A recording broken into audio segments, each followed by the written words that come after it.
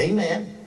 The healing power or virtue is administered, and the healing process becomes evident later on.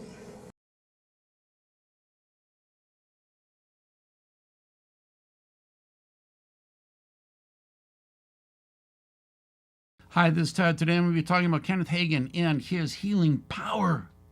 Because Kenneth Hagin has a formula for absolute success when it comes to healing. So all we have to do is listen very carefully to Kenneth Hagin, and you are promised healing every time. First of all, immediate healing is never guaranteed. The evidence may oftentimes come later. So if I go to my favorite healing evangelist and nothing happens, that doesn't mean you weren't healed. It just means that the evidence is not yet established. For this example, he uses from Luke 17, 10 lepers who came to Jesus and who sought healing. And Jesus said, go to the priests and show them. And on their way, they were healed. Not right away, but on the way to the temple. Now, this is proof that healing can come a little later. No, the healing has happened, but the evidence comes later.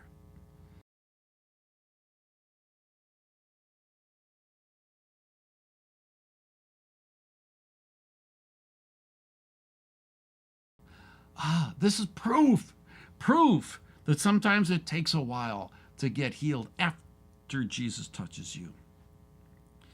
Except these both are terrible illustrations for healing that does not happen immediately. Why is it terrible?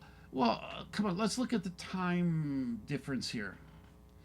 What Kenneth Hagin is talking about and the examples he will give are weeks later. But what you see in the Gospels, when Jesus spit on the guy's eyes, within a minute or two, he was seeing everything clearly. When he sent the lepers, how long did it take for them to walk to the priests? Not very long. Probably within the same 10 minutes or so. Even if it was a half an hour, that's a huge difference. All the other miracles that Jesus did were almost immediate, if not immediately.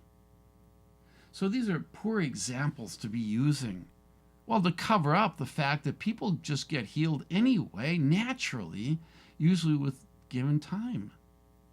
Not always. There's a lot of things that won't get healed, but there's some things that will. Oftentimes with cancer, you'll go into remission. And if I go into remission a week or two after, some preacher preached over me and prophesied over me and said, you're healed, and I don't see anything, but 2 weeks later, I feel good, and I've gone into remission. I'll say that preacher healed me. Jesus healed me through that preacher. No, you went into remission. But to cover that, and to cover as much ground as they can, they say sometimes it takes a while. Kenneth Hagin then says immediate healing is not guaranteed.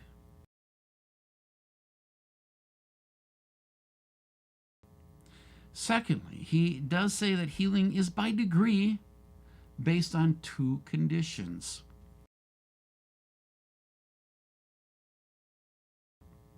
First of all, the degree of healing power administered. That healing power is an anointing, the anointing. And he says the anointing, or the virtue, is a tangible substance, and it can be grasped. It can be controlled, because it is tangible. So the degree of healing power is controllable. He doesn't say how. Me as a preacher, me as a healing preacher, the anointing that I have, he doesn't say how I get that anointing, at least not in this message. And he says, sometimes you're more anointed. Sometimes the giver of healing is more anointed than other times. Even Ezekiel claimed that he had the hand of God on him, and then he had the strong hand of God on him on another time. So healing is by degree, based on, first of all, the amount of, the degree of virtue, healing power, anointing from the preacher or the person doing the healing.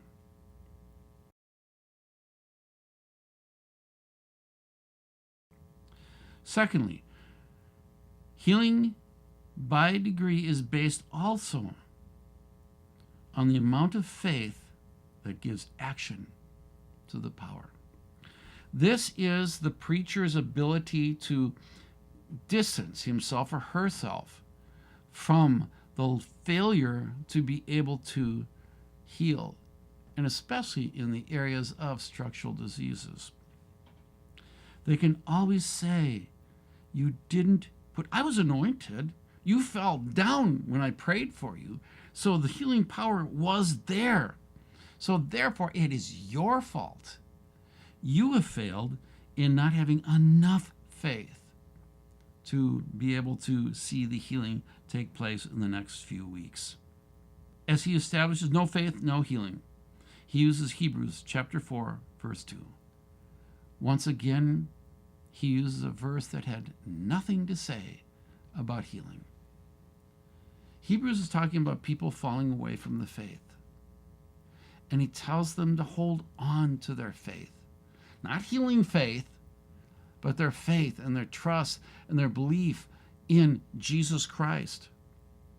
They were falling away from it. And he says, the writer says, for unto us was the gospel preached as well as unto them. It was preached to us just like it was to the people in Moses' day. They couldn't enter into the promised land. The first generation couldn't, because the preaching they received did not profit them, not being mixed with faith in them that heard. In other words, because of doubt and because of despair, and because they really struggled with trusting God to get over into the promised land, they refused to go in. And therefore were denied the ability to go in. But their children were able to go in. So unto us the gospel is preached as well as unto them, but the word preached to them did not profit. Why? Because they did not have the faith to take and get into the promised land. And he's talking to the Christian, saying it didn't work for them. And if you fall away, you likewise are not going to be able to get into the promised land, the spiritual promised land. But the writer of Hebrews says, I'm convinced of better things for you. All right. So once again, bad use of scriptural to establish his point. Bad use of scripture. Now here is the truth. God's power cannot be manufactured by us. When we try to manufacture God's power, it's kind of like building the Tower of Babel.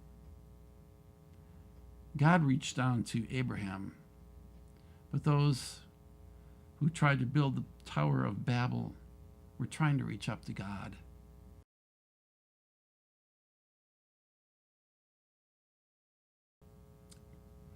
One last thing.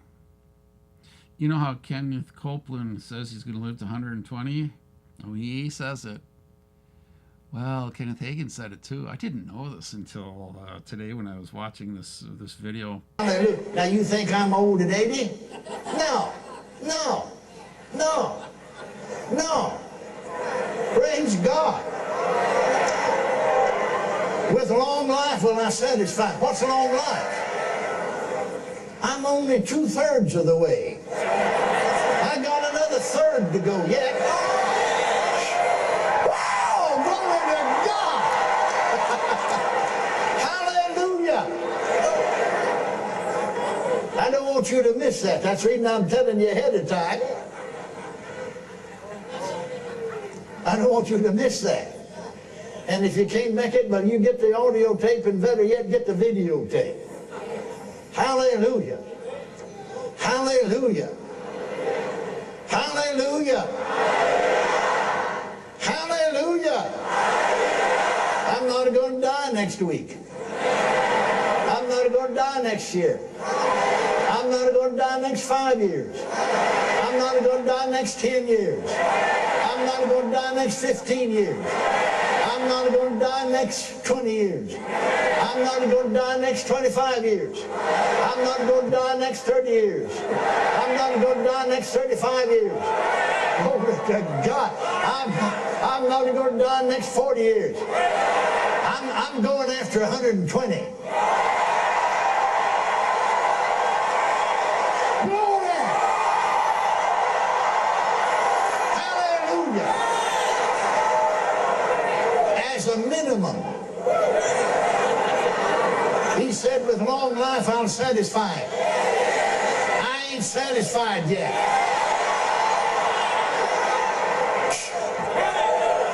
Hallelujah! Glory to God.